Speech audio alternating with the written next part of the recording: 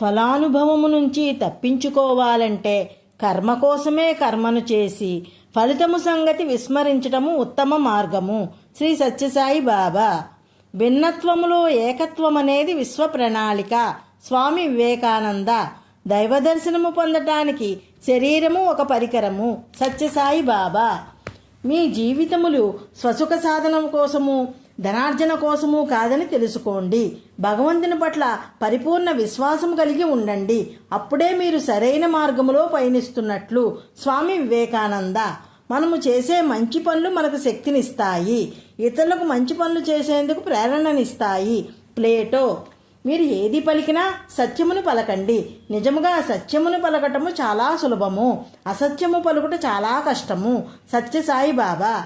ప్రేమ కరుణ అనేవి అవసరాలు. అవి లేకుండా మానవ మనుగడ సాధ్యము కాదు. దలైలామా.